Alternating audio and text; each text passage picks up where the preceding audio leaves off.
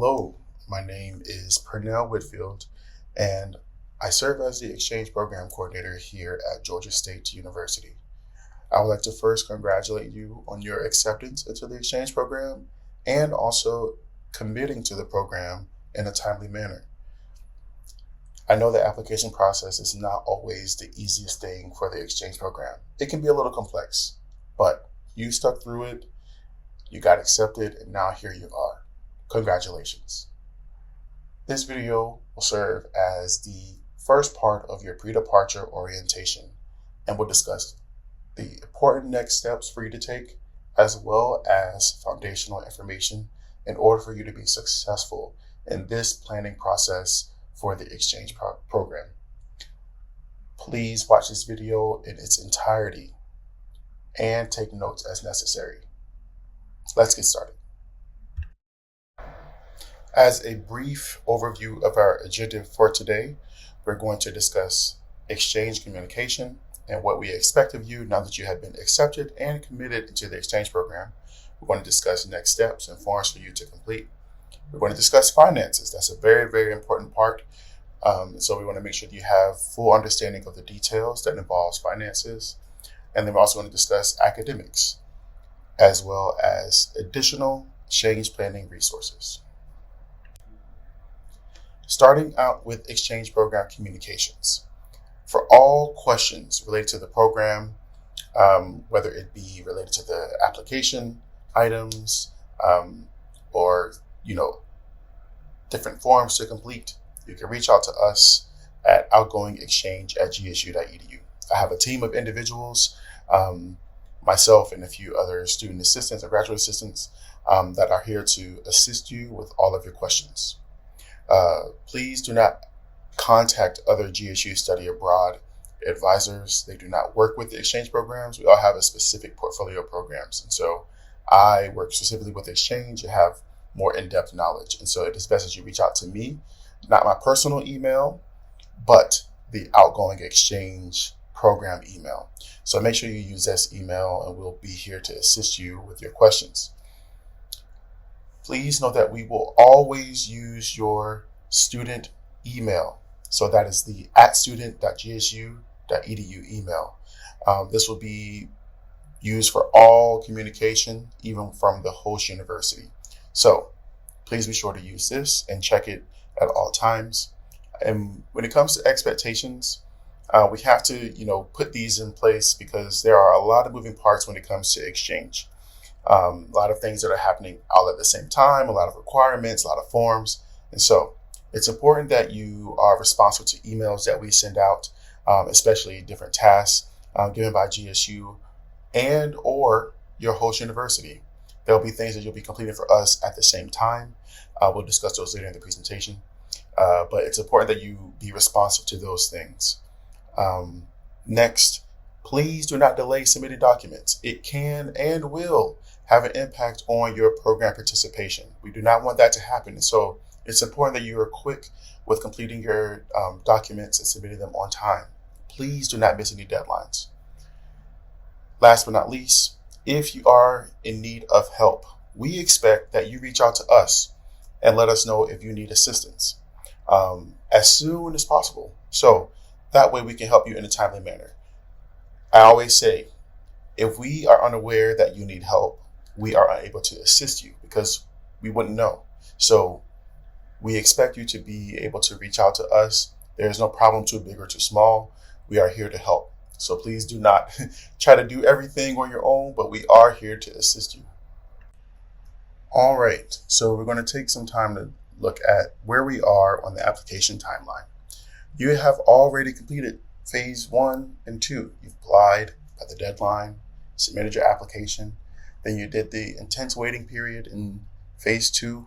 And then after waiting, you are now in phase 3. We're all in phase 3 right now, which is post-decision. Now that you have been accepted and committed, there are additional items for you to complete. The host university application, transfer credit approval form, as well as the health clearance form. We're going to spend some time discussing these in detail throughout the presentation, but I just want to let you know that these are coming And then once you work on these items, we will transition into phase 4, which is pre-departure. We have our orientation, where I like to say it's more of a workshop.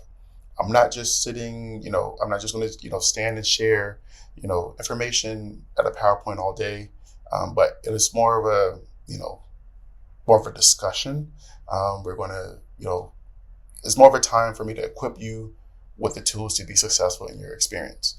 And then we also discuss important other matters to help prepare you. Okay. It's also cool because I often will invite former participants of the exchange program, and they will come back and share their experiences and encourage you as you're preparing to go abroad. And then sometimes I will also bring in incoming exchange participants, so that way you get to meet the international students that we are hosting here, and you might get a chance to meet a student that participated, that is from your host university, that you'll be going to next semester. And so it's a chance for you to build community even before you depart. And then in this phase, you'll also receive your acceptance materials from your host university. I'll explain these in more detail later in the presentation, but your first communication will involve, a general welcome, but also course registration, housing application, visa information, as well as arrival dates. The important thing with the arrival dates is once you receive those dates, then you can begin booking your flight. Do not do it ahead of time. Don't jump the gun, but just wait until you have that information, as the dates are often shifting as the host university is finalizing their semester. You will then be able to obtain your visa in this phase, because the host university will have provided the visa documentations that they have generated for you. And so once you have done both things, you're ready to go, your arrival date or departure date comes, then you transition into stage 5, where you can finally go abroad, and then you get to take cool pictures like you see here in the slide. Now that you have committed to the program, if you log into Teradata, you will now see that things have shifted. You see, you have more tasks. Don't panic. Your application is still complete, but these are what we call post-decision items. And so now that you've committed, you can begin working on these items. One thing I do want to point out is you'll see some of the due dates might be a little bit different. It's more so with the system generated due dates, and they might be much later than the deadlines that I will give you in this presentation. Please disregard the due dates that you see in the system, but more so follow our deadlines, is because they will make sure that you complete things on time and that it does not delay your planning process as well as your participation in the program. And so I'm going to spend some time going over a few of these items. All right, now we're going to discuss some important forms to complete. The first being the health clearance form. This is a general health evaluation that is required for all study abroad participants. You will be able to get it completed for free at the GSU Health Clinic, so please take advantage of this resource. You also have the option to get it completed at your primary care physician, but just know that you may have to pay a copay or any other doctor's fees in order to complete the form. So I recommend just getting it done with the GSU Health Clinic for free. Important for you to know, please plan accordingly. Do not wait to book your appointment. As I mentioned, this form is completed by all study abroad participants, and so there can sometimes be backups with the booking system. And so the good thing is, with you being an exchange participant, our recruitment timeline is a little bit earlier than the rest of the study abroad participants. And so, again, take advantage of the resource, take advantage of our timeline, and go ahead and book your appointment. You can actually just do that here with this link here. And so I actually recommend, if you have some free time, pause this video right now, book your appointment, get it taken care of. So it's just one less thing that you have to do, because there are going to be more important things for you to do down the line, and we don't want this to fall down the wayside.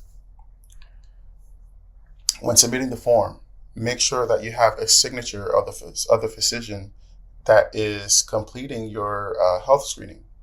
Um, you also want to make sure you have a stamp or a business card on the form. The stamp will go here. If you can't get a stamp from them or they don't have a stamp, you get a business card and we can all scan that in there. But they will sign here, make sure they have complete all of this, including the phone number and the date and all of that too. When uploading the form, please make sure that you scan all 3 pages of the document, and know that it must be in a PDF file. We won't take any images. We won't take cell phone images.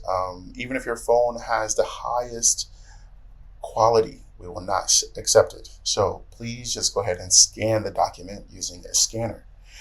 If you need access to a scanner, no worries. You can stop by here at the Study Abroad office and get that scanned. You can just let the front desk know that you're here to scan the document. And not only will they scan the document for you, they will also upload it to your application. So take advantage of the resource. Now on to deadlines for the health clearance form for fall and academic year programs. The deadline is April 15th. For spring programs, the deadline will be November 15th. So just make sure you get the form in by this time and you'll be great. Now we will discuss the Transfer Credit Approval Form, also known as the TCAF. This form is used to obtain course approvals so that you may receive credit at the end of your exchange experience. So, important things to know about this form: exchange courses will not be transferred to GSU if it is not completed, if it doesn't have all the signatures, and then you want to make sure that each course that you list on the document has a signature next to it. Sometimes students, they will have several courses listed and they miss a signature, and that's a course that they take abroad. You won't be able to get credit for it. So you want to make sure you have all signatures listed here. Failure to submit the form on time will result in financial aid impacts as well as delayed credit transfer. Each term, there is always some students that delay completing the form. They wait to the last minute. They wait to the last second of the deadline to try to get it done. But it's important that you get this done on time because you can take several weeks to complete due to attaining signatures. You will have to obtain signatures from each department. And so we'll explain this process in detail later, but I just want you to know that this is something that you have to do. And the deadline for this form for fall academic year programs is May 1st. For spring exchange programs, December 1st. And we are aware that Teradata, they shift their deadline, auto-generated deadline 3 weeks prior to departure. But disregard that deadline you see in Teradata and please follow the deadline you see here on this slide. As I mentioned earlier, now that you've been accepted, you will begin to receive communication from your host university. Once you are nominated by GSU, the host university will reach out to your student email, your GSU email. So again, as I mentioned, please monitor your spam folders. This is because the GSU IT system can be a little extra sometimes, but it's a good thing. It keeps us safe digitally. But all of these emails that you will receive, that our exchange participants receive, are coming from different countries, and they also are sending attachments and applications and things for you to complete. So with those two things, the IT system tends to flag those emails as suspicious or marks them as spam. So this is why it's important for you to continue to monitor your email folders, both your regular inbox as well as spam. Okay.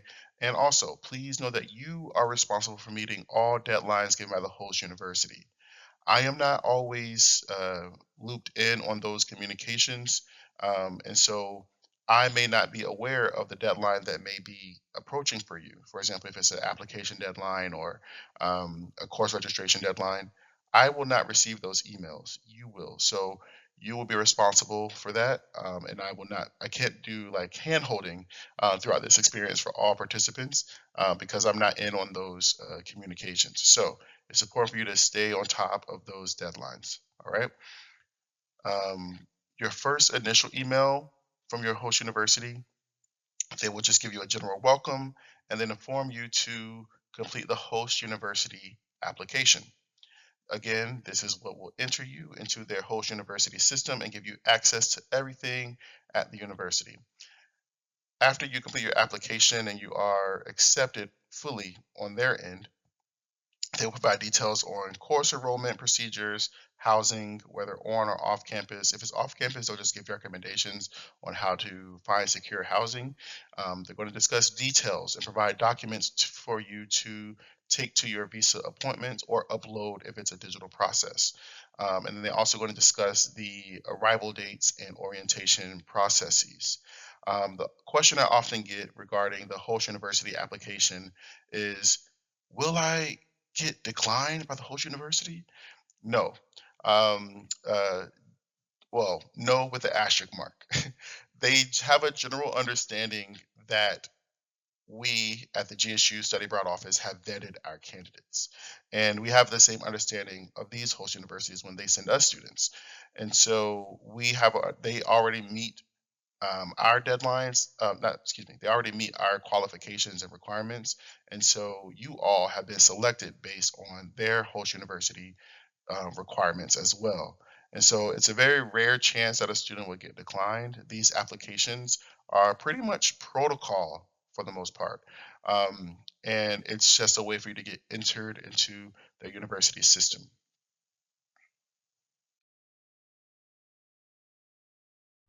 Now let's transition into discussing program costs and financial resources. When paying for a GSU exchange program, you will pay for GSU tuition, university fees, mandatory study abroad insurance, and these will all be billed to PAWS. Um, the payment deadlines for academic year exchange programs is early August, and spring will be early January. So this falls in line with the typical GSU payment calendar. Um, with the structure of exchange is a little different. The payment structure for exchange is a little bit different from other study abroad programs, uh, as you will pay things to different entities. So for GSU payments, they will all go through PAWS. For GSU, you will only pay tuition, university fees, and health insurance.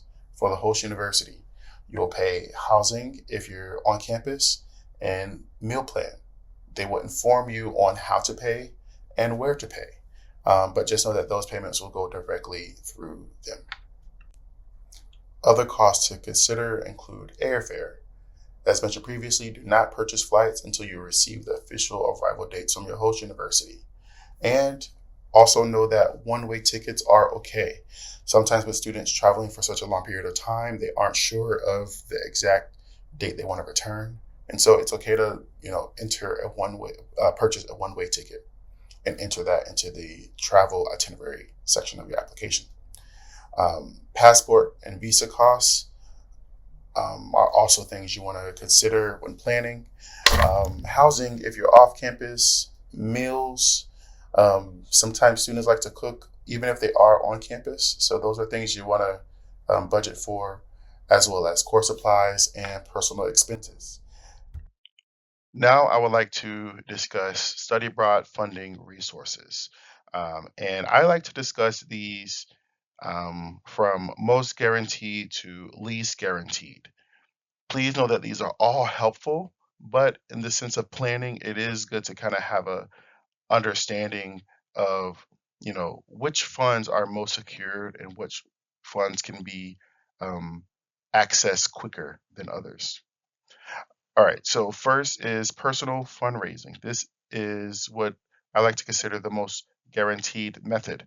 The money that you fundraise, you keep instantly, and there is no hesitancy. So, for example, students have done online campaigns such as GoFundMe or campaign letters, and whatever money that they fundraise, they are automatically able to utilize for the planning for their study abroad experience, such as purchasing flights and housing and meals. So there is no hesitancy. The money that you get, you automatically are able to begin using. Then we have financial aid. This is in the middle because, financial aid, you're going to get it. It's more so a matter of when. So, for example, if you receive Pell Grant or Hope Scholarship, Zell Miller, yes, you're going to get those. You have an average amount in mind that you're going to pay, that you will receive through pause. But the date of disbursement depends on the financial aid office. And then, as we all know, sometimes they can be a little bit delayed because they are not just working with GSU study abroad participants, they're working with the entire campus. Okay. And so sometimes you don't know when you're going to receive it, but you will eventually. And so this might not be helpful if you are trying to purchase a flight, if you need to use those funds for purchasing a flight. So for example, if you have a scholarship or a Pell Grant, and you might not have it dispersed until, you know, late August or early September, because that's the general GSU disbursement timeline. But if your program also starts in late August or early September, you don't want to wait until then to purchase your flight. And so it's important for you to be prepared to pay out of pocket, whether you're using your personal fundraising, or other funds that you may have. So you want to purchase your flight ahead of time, and then you can consider it as a reimbursement once you do receive your financial aid. And then last but not least is scholarships. I tend to list this as the least guaranteed. It is still helpful, but least guaranteed, because there are many applicants applying for the same award. The award amounts can be given in a range. So, for example, our IAS scholarship can be up to $5,000, or the Gilman scholarship can be up to $5,000, and then they award based on a range. So, just because it says up to $5,000 doesn't mean you will get all 5,000. Sometimes you might get 3,500 or 2,000. So you have to be prepared on what that final award amount may be. Okay. And then you also have to be prepared that you might receive the funds at a much later date than when you need them. Again, you can reference the purchasing flight example. Okay. And then I always like to inform students that scholarships are very helpful, but not a guarantee. It is important not to depend solely on scholarships, because again, if you don't get the scholarship, what will you do? Okay, what will you do financially to prepare for this experience? That's why we have these other more secure items up here. Scholarships should be viewed to supplement your fundraising and financial aid. This can make it a little bit more of a comfortable experience financially, when it comes to preparing for your study abroad experience. A few additional things to note about financial aid.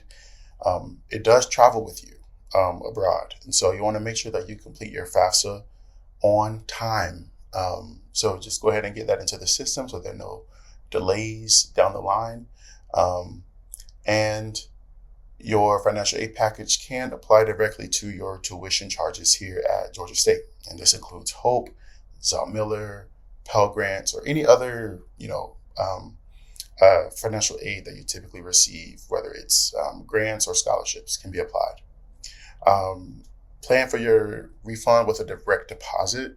And sometimes you might see information about like consortium agreements, but just disregard that, as it is not for exchange participants. That is for GSU affiliate participants. So you only be making payments to GSU through PAWS. GSU Study Abroad does have scholarships.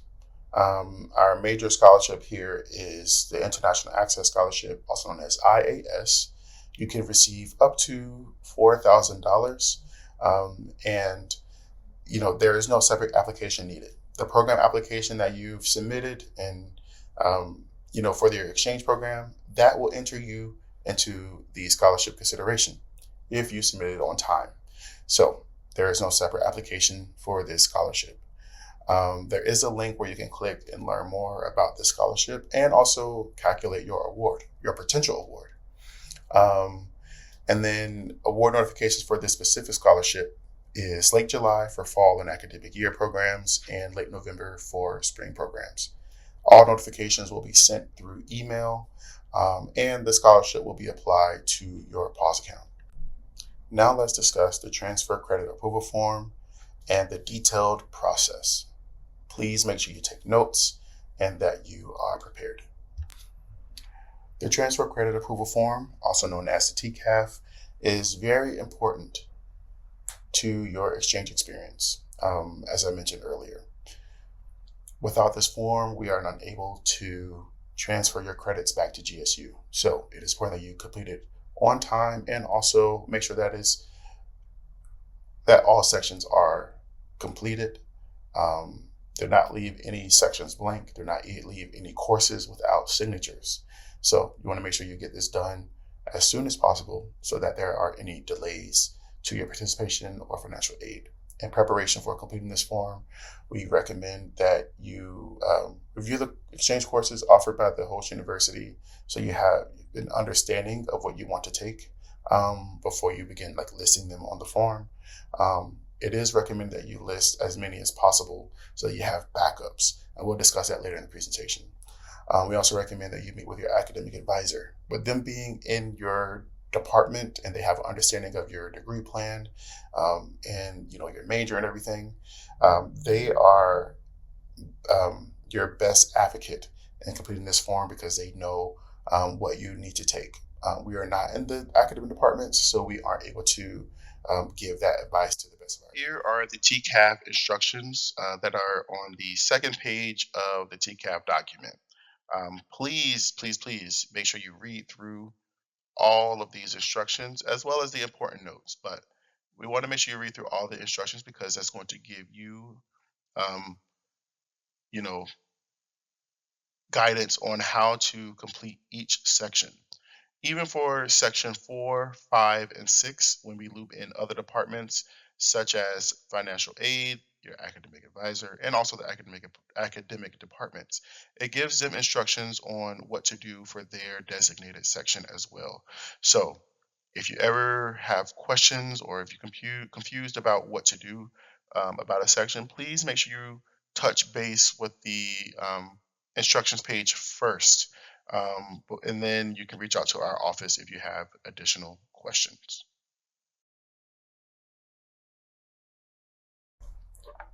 All right, now we're going to discuss a few tips to help make your TCAF process smooth. Getting started, we recommend that you check for exchange course pre-approvals. This will reduce the number of departmental approval signatures that you will need to attain in section 4 of your TCAF. And so how do you check for exchange course pre-approvals? First, we recommend checking the course information tab of your program's brochure page to see if a list is publicly available. Now, if it's publicly available, that means that the academic department has already, signed off on extended approvals and it's finalized and we can, make that publicly available. Now, there are some departments we're still working with and they aren't publicly available, but we do have a database in our study abroad system. We're working to make it publicly available, but in the meantime, you can email us at outgoingexchange@gsu.edu to schedule a TCAF meeting with our team. When reaching out, let us know which program you're applying to, your major, because that's going to help us generate some of the courses before we, have the meeting. And so it allows us to prepare to make sure that we get all the information that you need before you leave. Please note that you're not restricted to these pre-selected or pre-approved courses. However, it just helps simplify the approval process, which means there are less signatures that you have to get. If you do wish to take a course at a host university that has not been pre-approved, that's fine. You will just be required to complete the remaining steps of the TCAF. You can list that course on the form, and then you will reach out to the academic department of what you're trying to get credit for, and then they will sign off and approve. In this slide, we have a sample of a TCAF, specifically section 3 and 4. And this just gives you a clear understanding of how to go about completing the form. You can see the formatting and, how to make sure you do this to the best of your ability. We do recommend that students get approvals for more than 5 courses. Why? That is because in the event that a course is not approved or available when you arrive, you have extras that you can choose from that have already been approved on your TCAF. And so this is a good sample here because the student filled up this entire section, which is great. This is what I recommend. Fill up the entire section of section 3.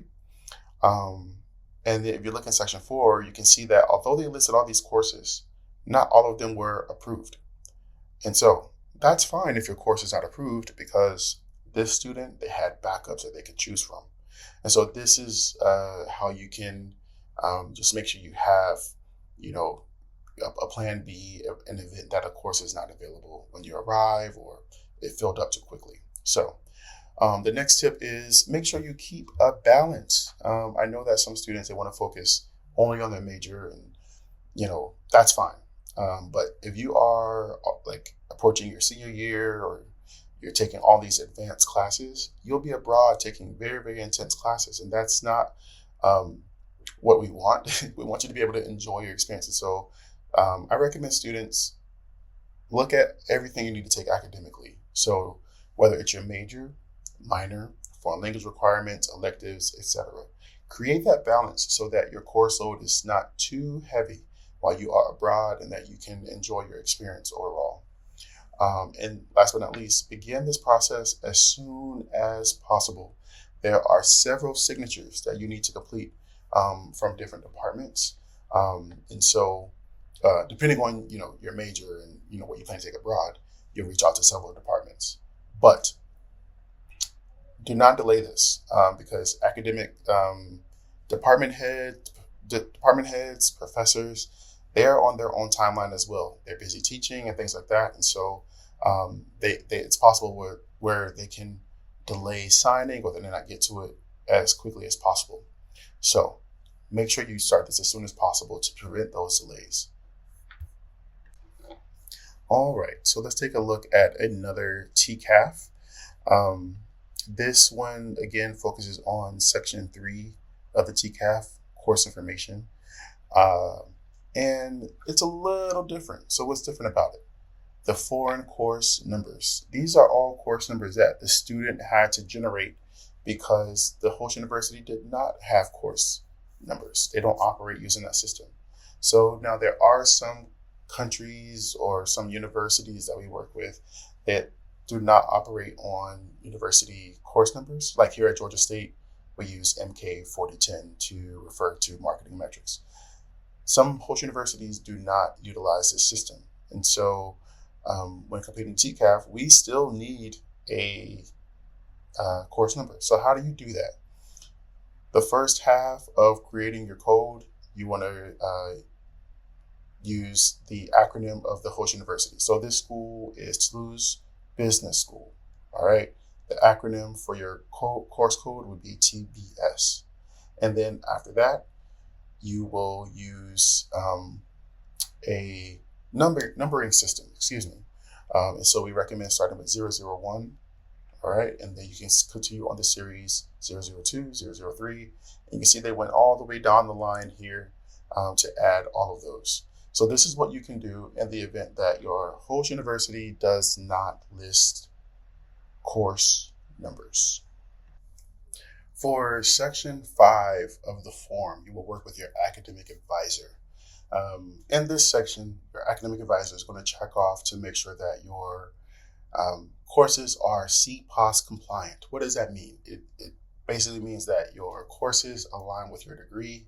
They're part of your major and or minor or any other required academic classes you need to fulfill here at GSU. Please note, if your courses are not CPOS compliant, your financial aid will be impacted. You can still go abroad, you can still take the classes, but your aid will be impacted. And so we try to, make sure students select the classes that they need Sometimes students are like, oh, I just want to get to Barcelona, or I just want to get to France, Korea, South Korea. I don't care what classes I want to take. No, that is not what you want to do here, because it will impact your financial aid. And so this is why we have structured this exchange process. Even in the application, you're listing classes that you need academically. You're listing, your academic goals, so that when you get to this point, you know that your courses are in line with what you need to take academically. And so I know it sounds a little intense, but I don't want students to, fall in that category of having their aid impacted because things, they're taking classes that don't align with their major. So make sure you meet with your academic advisor and they can sign off on that. In the event that a class is not CPOS compliant, you plan to take it abroad, you can find an alternative, right? So again, this is why we have backups, right? And so jumping back to the minimum credit requirement, remember it's 12 credit hours for undergraduate and 9 credit hours for graduate. You want to make sure that those minimum credits are also credits that are CPOS compliant. That's what financial aid is. That's what the academic advisor and financial aid is going to look at, so that you can then receive your aid. I hope that helps clarify this process. So be sure in section 5, also be sure to indicate which courses you plan to take as backup options. And then the advisor will also sign in section 6. Continuing on with section 6, these are your remaining signatures. So you're going to get a signature from the financial aid office. You can submit it to them by uploading the form to the student forms portal. There's a whole process that is listed on the instructions page. And then you'll also submit the form to us at outgoingexchange@gsu.edu. In your subject line, please be sure to be specific. I have a sample here. In the subject line, you can put TCAF submission, list your name, program, and term. This is going to help us in processing your form. Now on to academics and course registration. So for course registration, as an exchange participant, you will be registered both at GSU as well as your host institution. And just to further elaborate, for the host institution, you will be emailed the information about the course registration process as well as their timeline. So you want to make sure that you abide by their deadlines and, register on time. Just like here at Georgia State, when classes fill up, they can fill up very, very quickly. And then you're out of a seat. The same can apply to these host universities. And so you want to make sure that you apply as soon as possible so that you can get a seat in the class. There are other universities and countries where you will complete your course enrollment on site on your arrival, right? And so these countries can include Japan, Spain, I believe South Korea sometimes will do that depending on the university. But when it comes to host institution registration, please do not take pass-fail classes or anything related to like an audit class. These cannot transfer back to GSU. We are not able to do that, so just make sure you take an actual full class.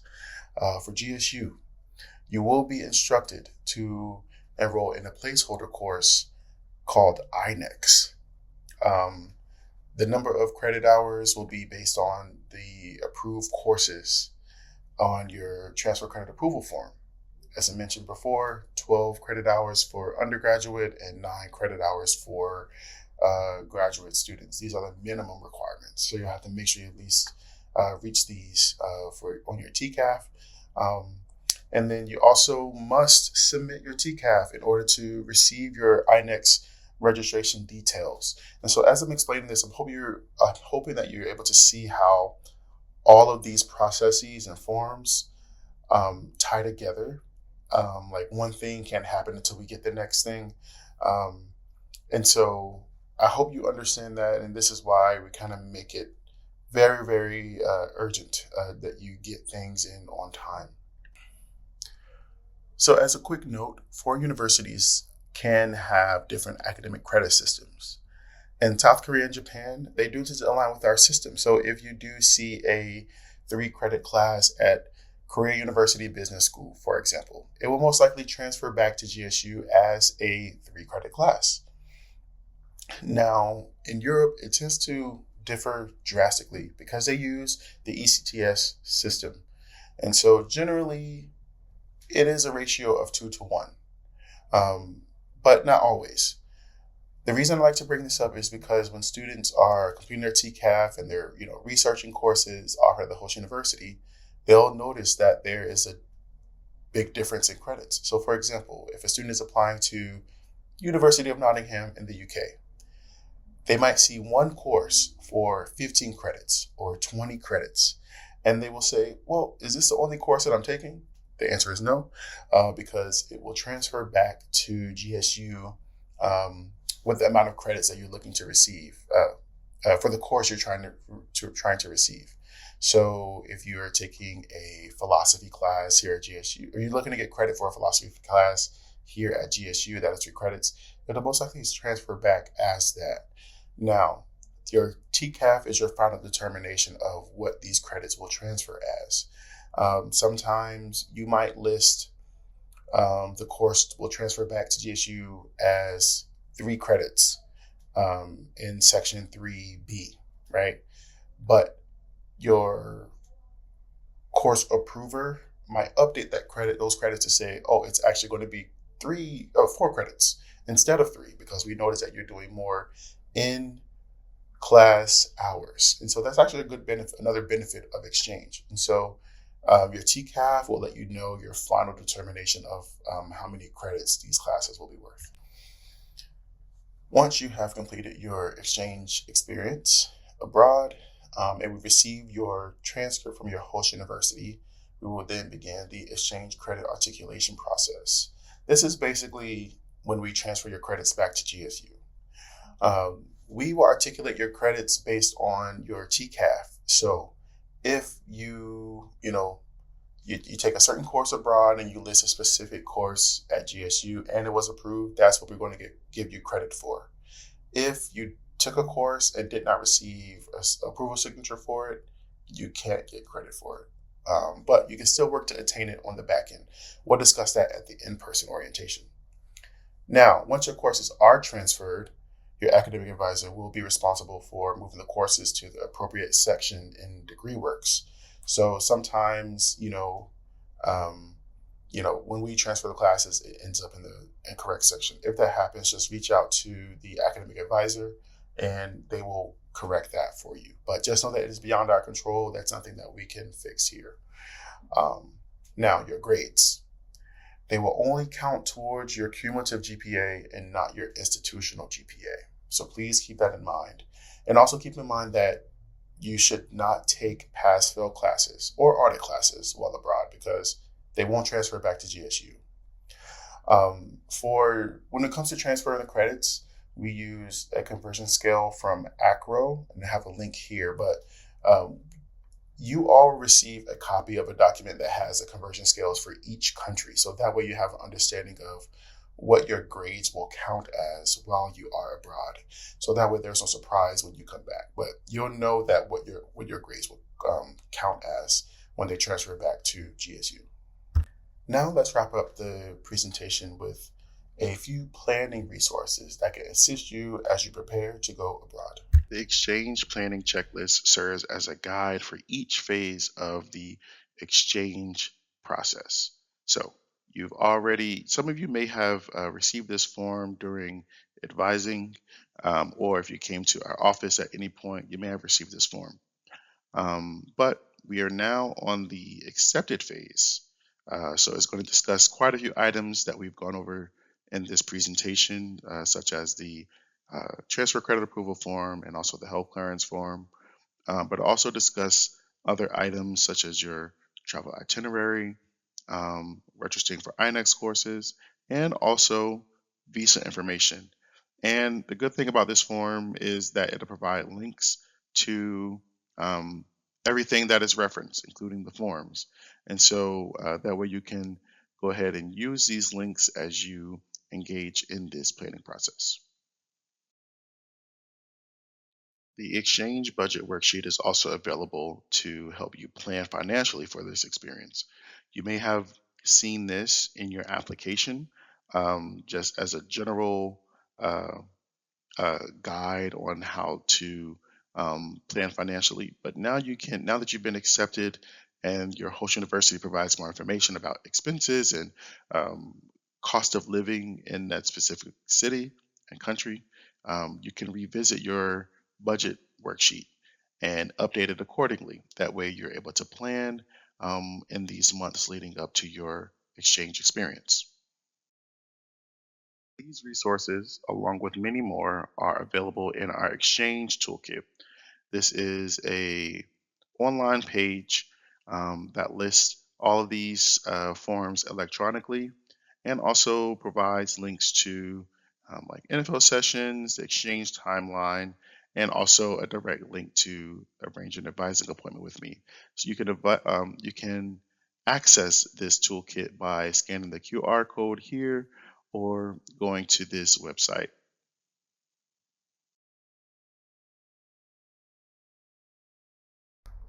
And that concludes your next steps presentation.